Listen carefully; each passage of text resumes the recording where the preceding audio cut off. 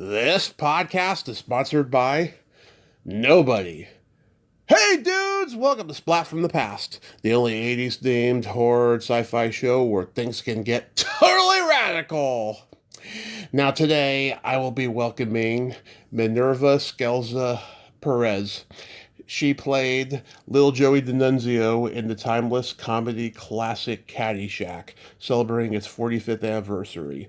She will be my fourth guest from the movie. I've had Peter Berkrot and Annie Ryerson and the late, great Cindy Morgan. And I'm so excited to have Minerva on because she's responsible for the Baby Ruth bar in the swimming pool. You know, she throws it in, and it's going to be great to have her on today. I can't wait. It's going to be friggin' awesome. And I love that movie. It's one of those movies I can quote backwards and never get tired of it whenever I watch it. It's just a fantastic, funny comedy. And it's going to be an awesome talk today. Also, rest in peace to an old friend of mine going back to elementary school, Chucky Largo. I can't remember the last time I saw him, but it's so friggin' sad. He's only a year younger than me, and he passed away. Rest in peace, Chuck Largo. So yeah, here is my interview with Minerva Scelza Perez.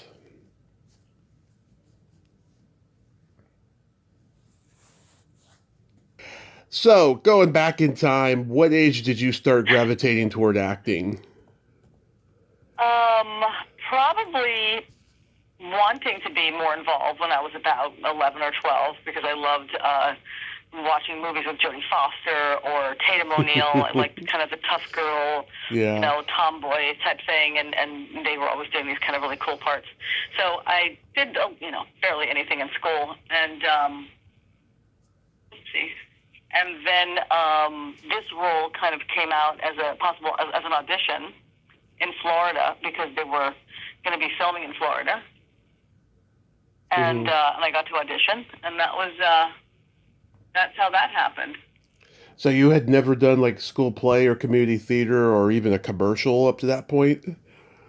Not really. No, I had done some like little school things, but no real school play. They didn't really have those when I was going to school in Florida. It was like maybe you did like a variety show or something like that. But I think I was in chorus. Yes, I wasn't doing any film work or anything else. It was let me see. Right before that, I think I was an extra in Hot Stuff or something.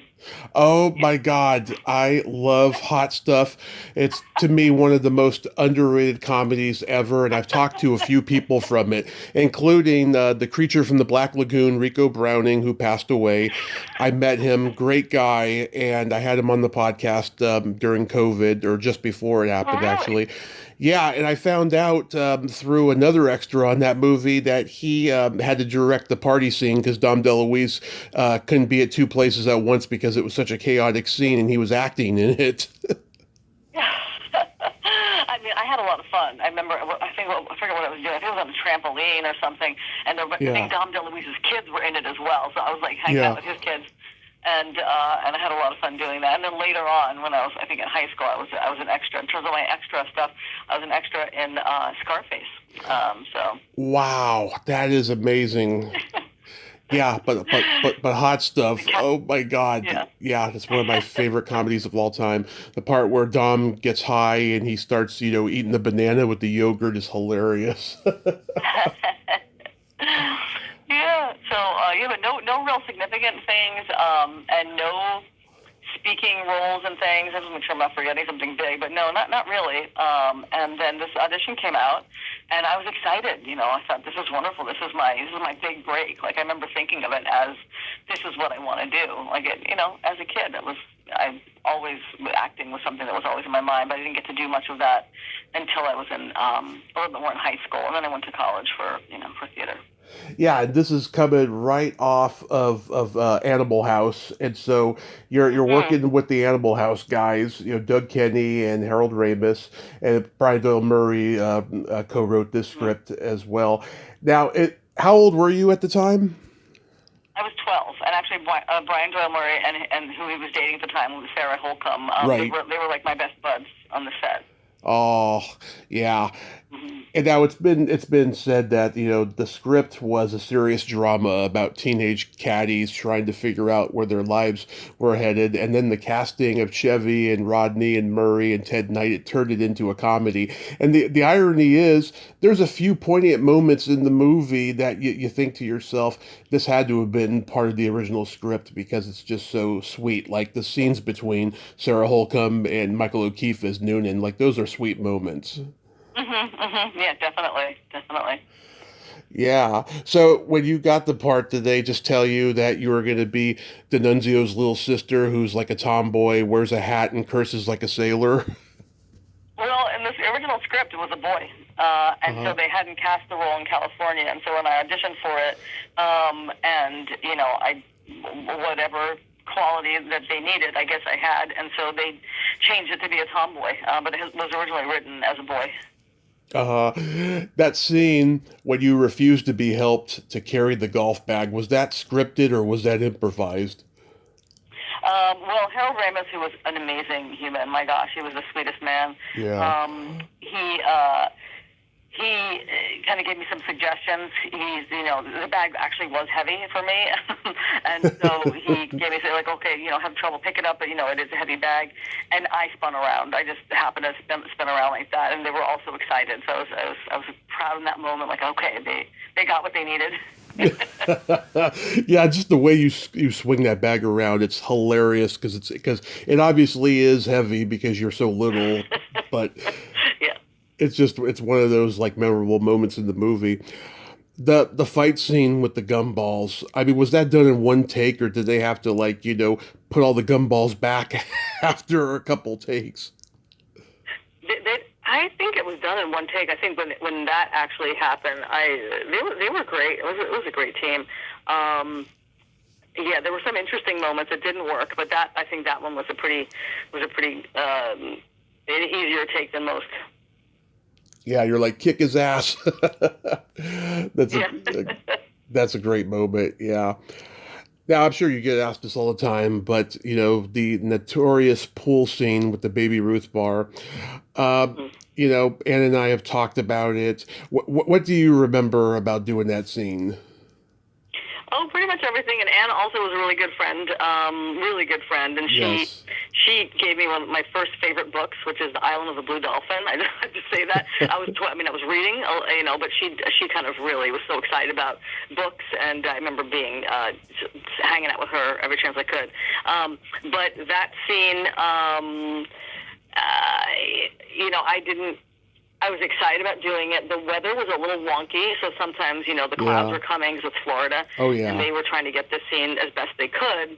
And so we were practicing, and there was one moment where it was just a practice, and I wasn't supposed to dive off the diving board, or I'm sorry, not dive, but jump. And because my hair, I have very big hair, I still have very big hair, but they wanted that effect where I took my hair out of the hat and like there's a giant head of hair, and I jumped into the water, not realizing it was a practice, and then I have this very cool picture of the hair and makeup drying my hair within minutes because they got the sun back and they needed to do the actual shot, but my hair was wet, which looked very different when it's wet. Yeah. So I kind of messed something up for a moment, but then hair and makeup kind of brought it back. But in the picture, my face, I'm in pain because they're just like grabbing at my hair and trying to dry it really quickly. And so that was a moment for me. And what else? I remember just having a blast watching the synchronized swimming. Yeah. I was 12. I didn't get all the humor, Yeah. but there were some things that just really stood out, and they were funny as heck. And so what else? Also, swimming, and originally, yeah, with the candy bar, there were some things written in the script that had. I think I was the person who, as a boy, was supposed to have I was the one kind of swimming around or taking the candy bar or getting my pants pulled down or whatever, and they were like, okay, we're not doing that thing that way. Yeah. So it ended up being Peter. Yeah. And that was funny.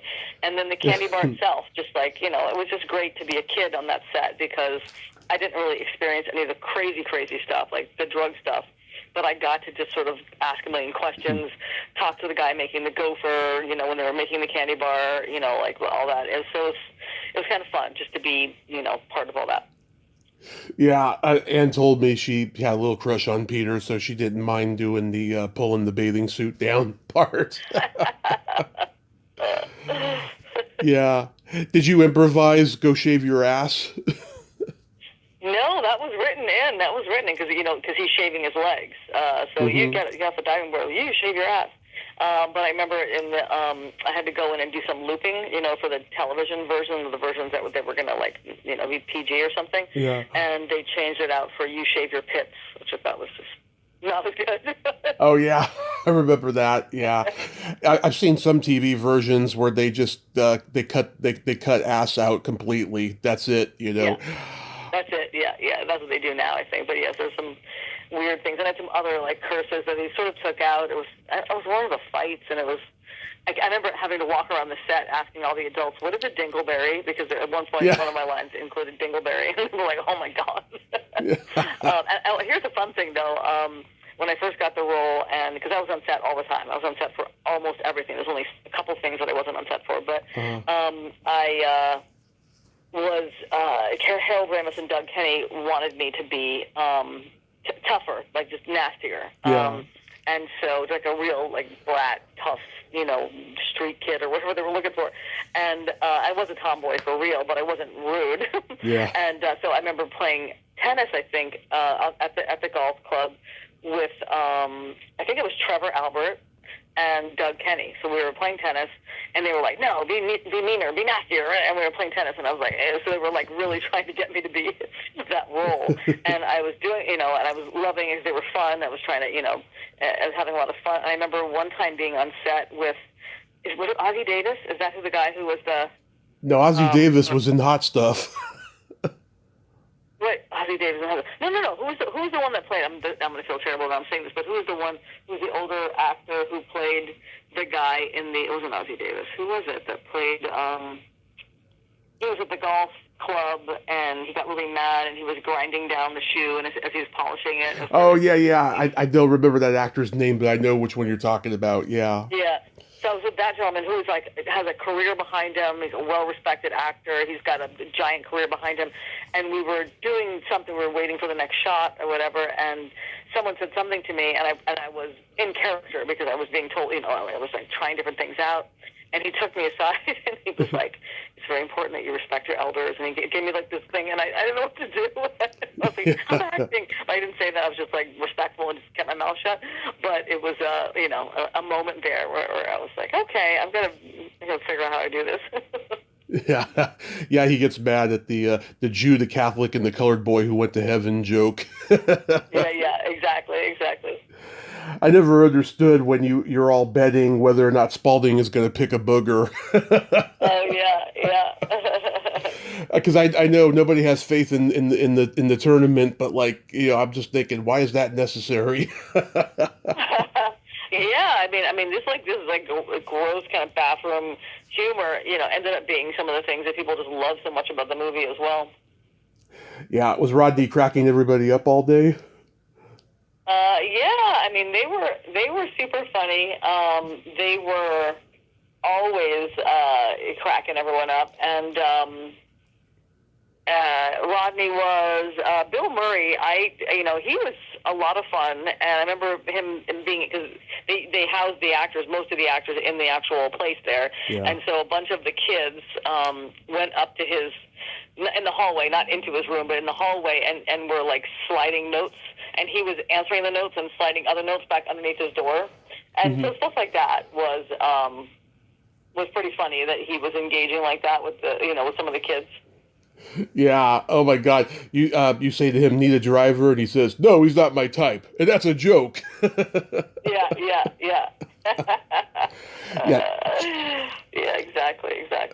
Chevy has told hilarious stories about Rodney on this set over the years. Everybody was doing cocaine there, and he knocked on Chevy's door, gave him a bag of what he thought was cocaine. It turns out it was poppy seeds.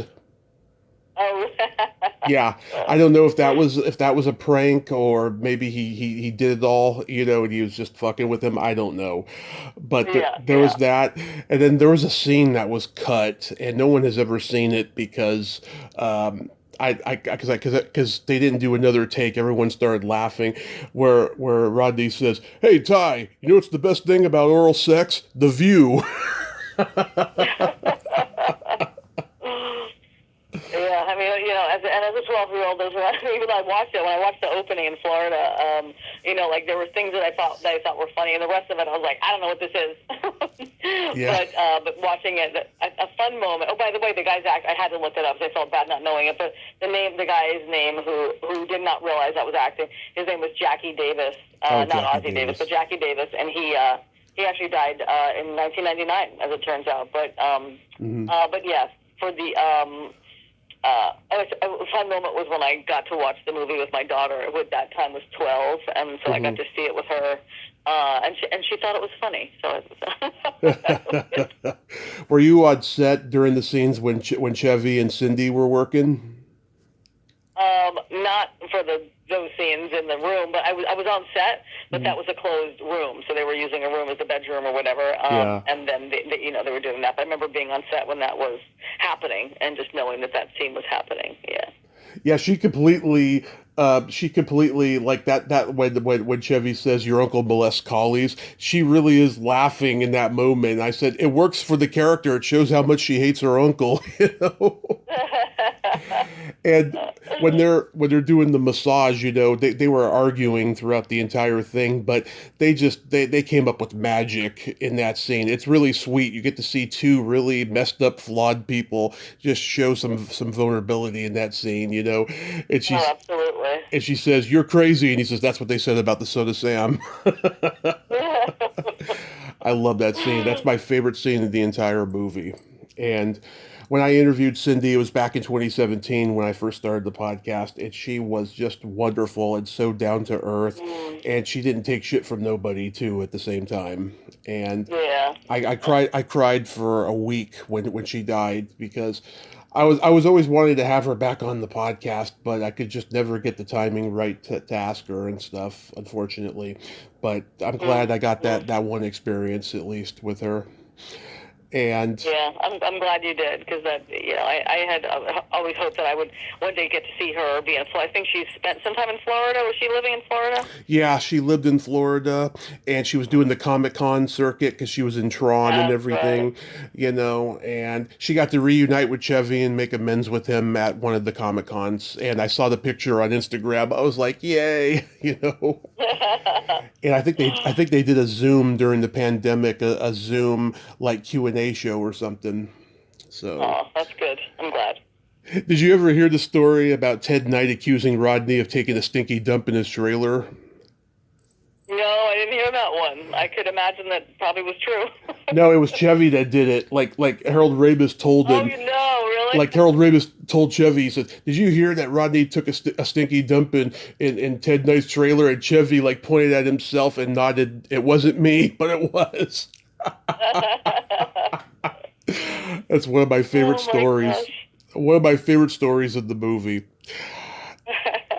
And I never realized when Bill Murray and the priest are in the rainstorm playing golf, that music was from the Ten Commandments, and it was kind of a parody of the Ten Commandments. I never realized it. I always thought it was a really random scene. Yeah, no, definitely. That's great when he's putting his hands up, and then the lightning is, like Charlton Heston type of thing. Yeah, and he says, rat farts. Yeah, Yeah. that was a classic scene. Did you ever see the sequel? Not all of it. It was not very good, so I didn't really get into it. But here's the thing: I was still in college. I was just out of college, maybe, or I don't think I graduated yet. And every once in a while, I'd reach out to Harold Ramis to say hello. He was such a nice guy. Yeah. But not often. I'd only reach out to him occasionally. But I remember reaching out to him when I heard that Caddyshack 2 was going to happen, and there wasn't really going to be, a role for Joey D'Annunzio. But I remember I did reach out to him around that time frame. Oh, that's sweet. I like the second one just as much as the first one, but the first Oh, one you will. did. I should see it again then. I should give it another try. Yeah, it's great. There's a lot of great stuff in there. I had the director on. He hates talking about the movie because he didn't get along with Jackie Mason and he didn't get along with Chevy, but I like it just as much as the first. There's a lot of funny stuff in there. There's some stuff in there that I think should have been in the first one. Now, you mentioned the Scarface experience. Like, does anything stand out about Brian De Palma or Pacino on that? I remember enjoying sort of being in part of it, but it was also kind of a weird moment because it was shortly after my grandfather died, and he was a huge figure in my life, and he was also a big part of sort of the burgeoning film industry in Florida. So it was weird to be on a set without him anywhere nearby or anywhere. It was weird, but.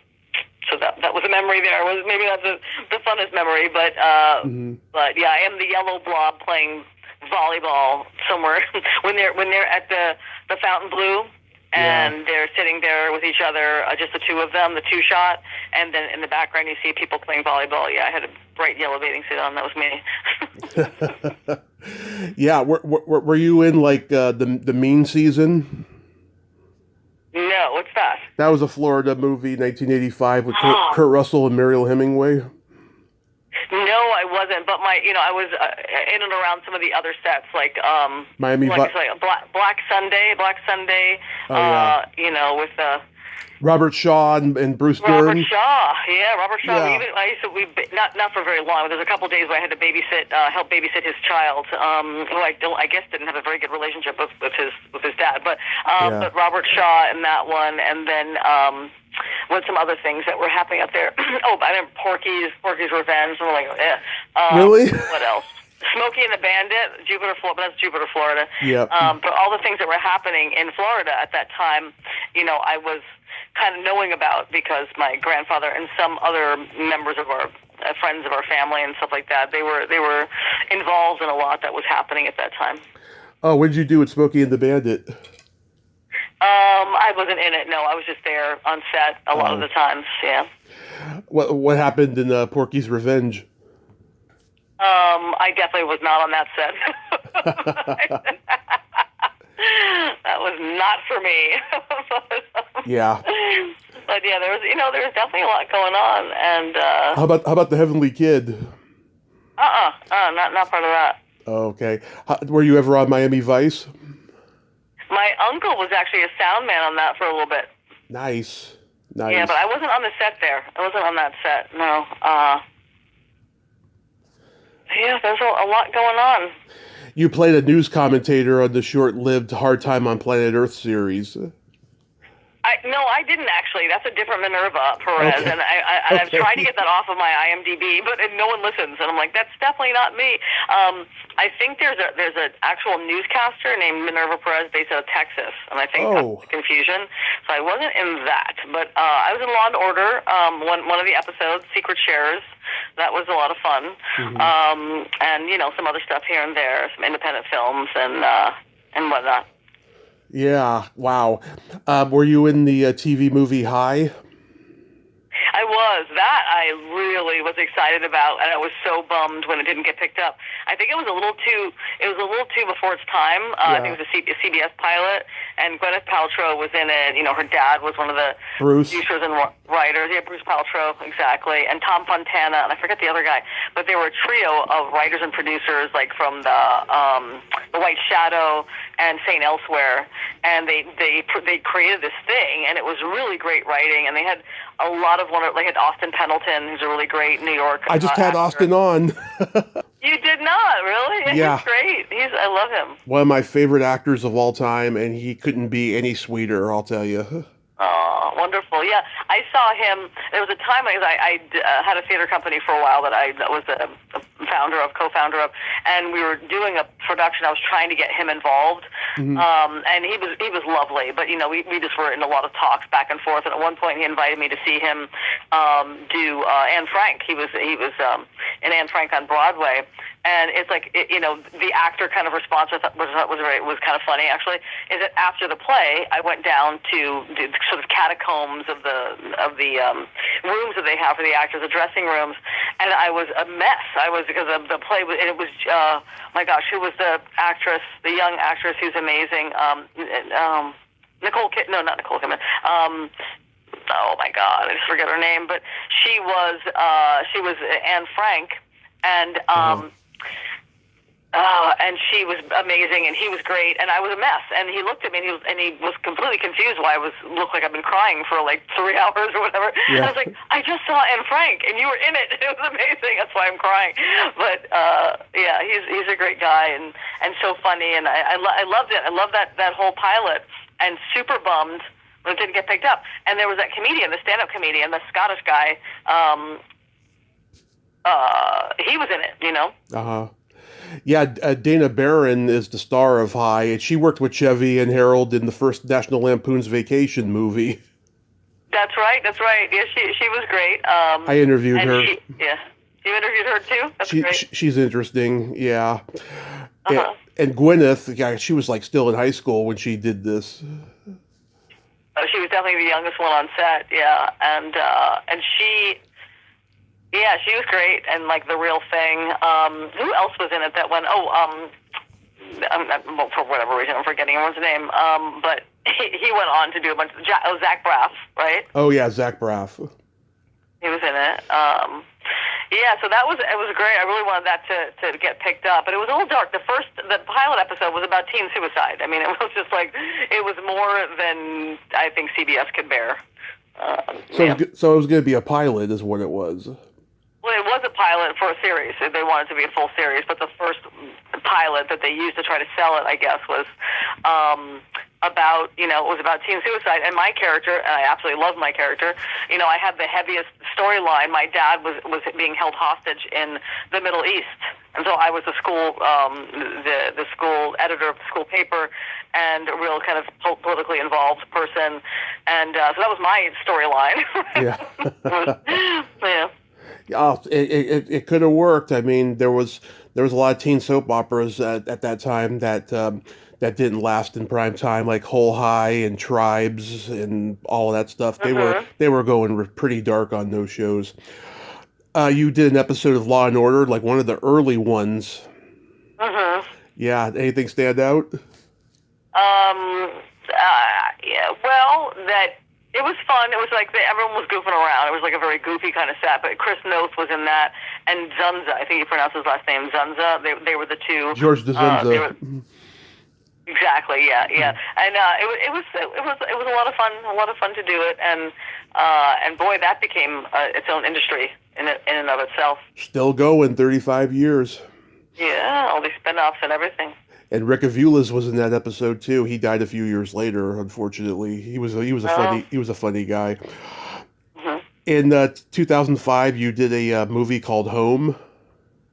Yes, yeah, I did that. It was Brooklyn. Actually, Matt Zoller Seitz. Do you know that name? He's a film critic.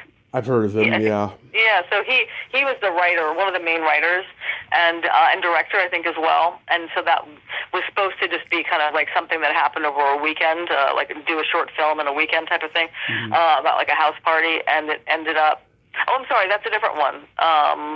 Home. It's about dating and sex. Yeah, that's the one in Brooklyn, yeah.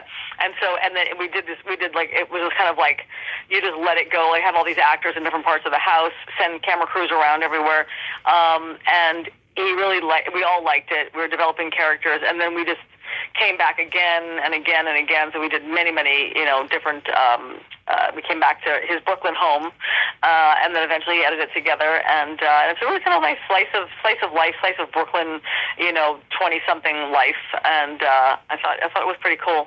Yeah, I was looking for it on YouTube and Tubi. I couldn't find it because it seems like it would be up my alley. I went on Yahoo Images to see if there was any stills from the movie, and there was a picture of you getting a foot massage in it.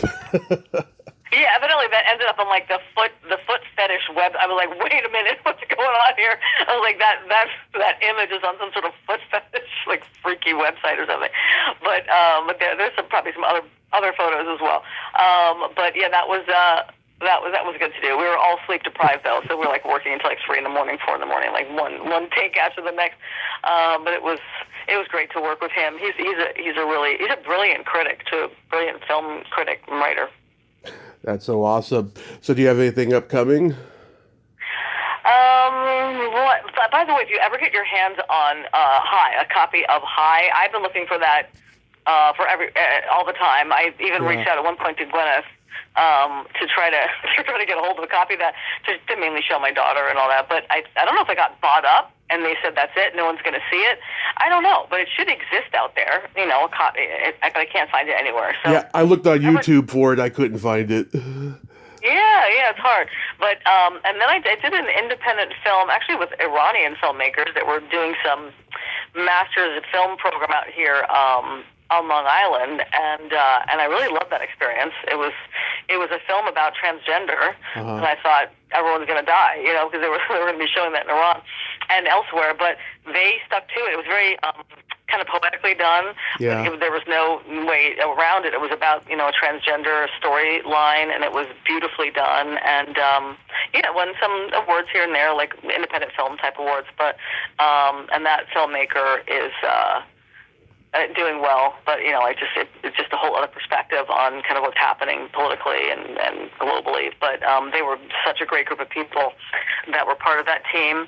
And what else? I got to do something called Dark Was the Night.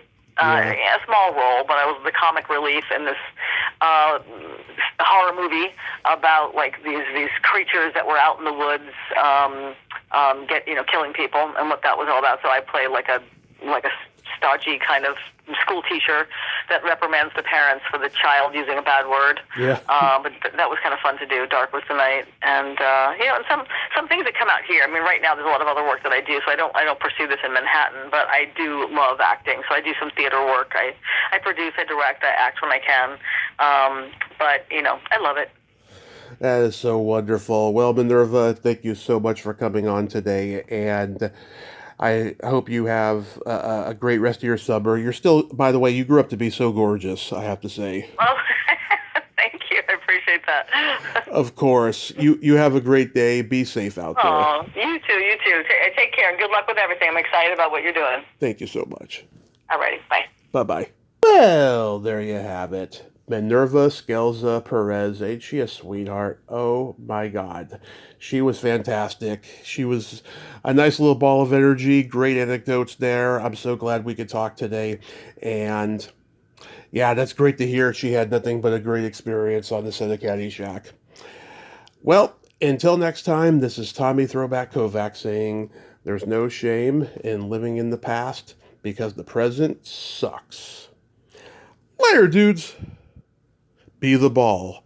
No.